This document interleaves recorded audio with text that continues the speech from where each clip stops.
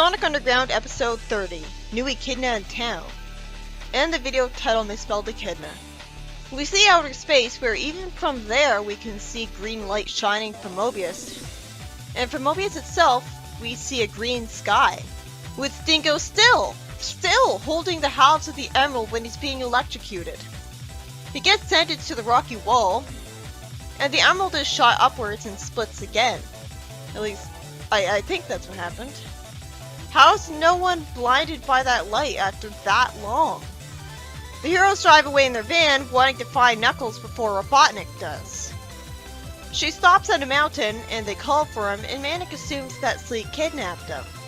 Sonia cries while worried about Knuckles. I guess he was too scared of their disapproval to outright tell them what he was gonna do so they wouldn't think he was kidnapped.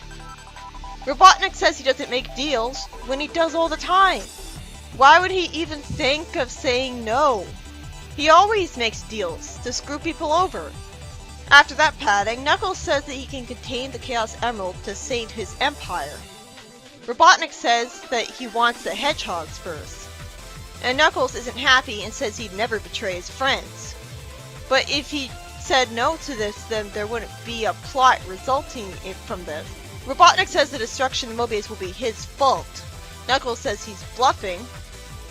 And Robotnik says that if he can't defeat Sonic, he hopes that Mobius is destroyed. And Sleet vouches for Robotnik. Again, this made sense in Fleetway because Robotnik was having a breakdown from losing to Sonic so much, because he lost his whole empire. But here, why would he act like this? He still has Mobius. He wants to rule over it. Why would he want it to be destroyed with him in it? I guess he's lying to bluff him? But Sleet implies otherwise. Then Robotnik lies to Knuckles that he wouldn't roboticize the hedgehog, to just keep them prisoners so he could gloat at them. Knuckles reluctantly agrees and wells up with tears because he wants to protect the world. He's really desperate. He has no reason to really trust them. Manic can have an annoying voice sometimes that doesn't suit the tone of the scene. Anyways, the heroes hide under their van from a wave of chaos energy causing shaking, and Sonic says you can't predict chaos energy when they just did. They predicted that the energy wouldn't go under the van. Why didn't it? Knuckles says he thinks he's figured out where the emerald is, but he'll need their help after Sonia blushed at seeing him again. I like how nervous and unhappy Knuckles is at the idea of betraying them. Certainly more sympathetic than the game's Knuckles, who never apologizes for what he does. Robotnik tells his robots to fire foam to stop their van. The foam becomes ice crystals, and the heroes are shot with the ice gum too. Knuckles says it's for the good of Mobius without even trying to explain everything to them. He just stays quiet, like an idiot. He just looks like he's completely crazy. He says that now they have to find the emerald, and Robotnik brings out the portable roboticizing chamber. It's a chamber, good. That makes more sense than a ray gun. Robotnik dismisses the idea of not roboticizing the heroes and merely imprisoning them, being way better than AOSTH Robotnik. Although AOSTH Robotnik is a lot more entertaining than this guy. When Sonia is threatened when she's the weaker target, Knuckles spins his fist and destroys a robot as cool guitar music plays. He was smart enough to start with the robot that wasn't holding Sonia so that he could get the ray gun from the other robot. He knocks the robot into the roboticizer to overload the system and cause an explosion. Okay, so Penders took after Sonic Underground's idea, not Sad AM's. This is still stupid. The heroes thank Knuckles as he frees their van. Seriously, why was Sonia first? Sonic makes the plans too, and he's way more of a threat to Robotnik. He's probably assuming that she's the brains of the operation and she makes all the plans, but she doesn't. Her almost being roboticized reminded me of when Sally was roboticized. And if the show had guts, they would have her be roboticized, and they'd spend an arc trying to get her back to normal. But no, that'd be interesting. Manic stops the van near some lava, which was set off by chaos energy waves. But they can't go backwards because of robots. So Knuckles drills into the wall to give them a tunnel, and Sleet's mecha is threatened by lava. Of course the villains will survive. If they didn't, we'd have to get new voice actors. He backs up his vehicle to survive, and Sonic shows appreciation for Knuckles' help. Yeah, I really dug what you did. Sonia says that because he was desperate to save Mobius, she might have done the same thing in his place. And she puts her arm around his shoulder. Aw, the heroes are really nice to him here. Like, Sonic is noticeably nicer than in other incarnations where he would still be mad at Knuckles.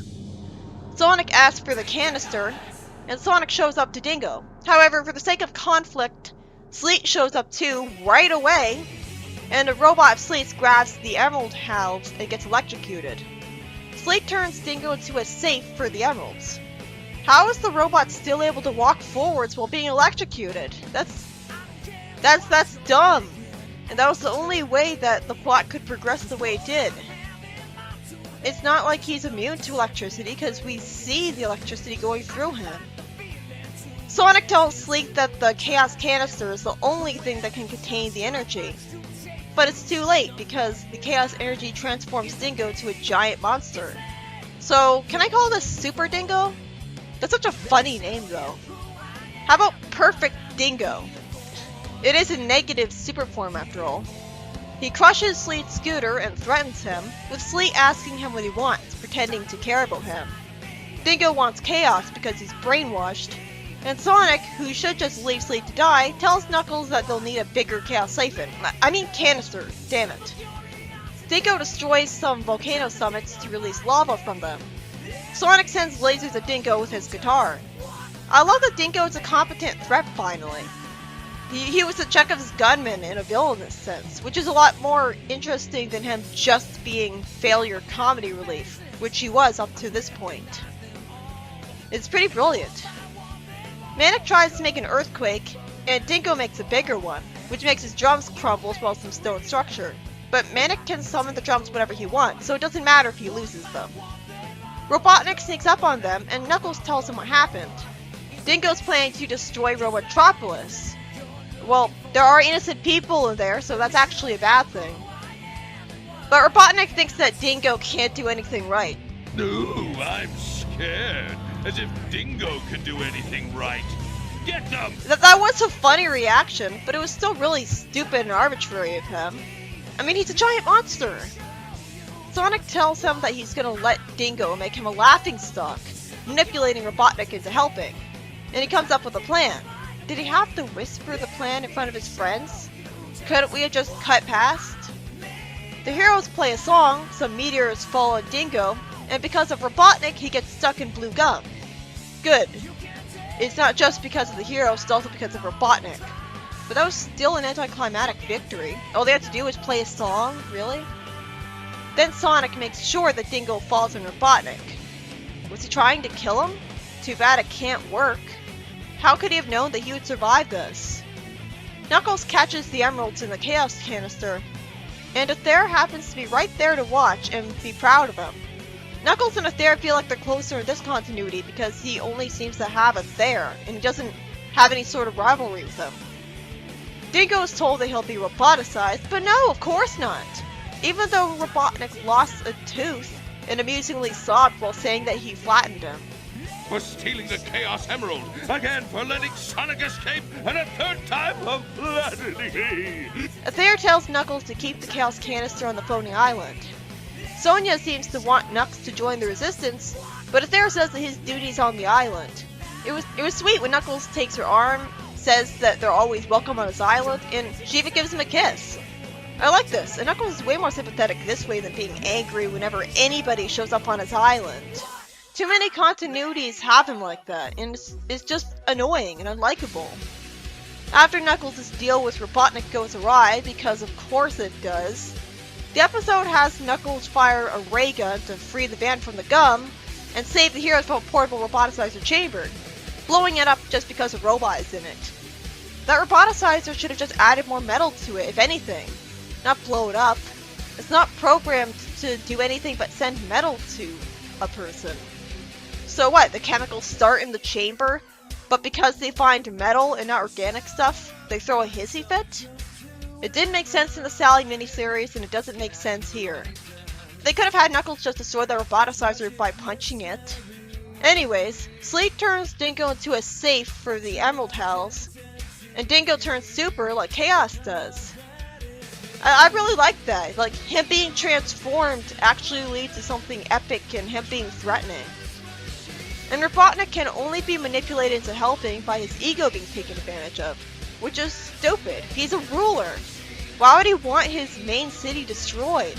And why would he ever doubt Dingo's ability to destroy it when he's a giant monster like this? It was just padding. The way Dingo was defeated was anticlimactic because rather than the heroes going super, it was just a bad song that did it. It distracted Dingo while Robotnik had his robot shoot him with gum. Important stuff shouldn't be happening during a song because everyone will refuse to watch it. I can only assume that they either didn't listen to any sort of feedback about the show, or the only people who happened to watch it at the time were kids who were okay with the mediocre singing. Because you'd think that they would have known better than to put a bad song in every episode. But you can't skip them now, so it's not a real problem anymore.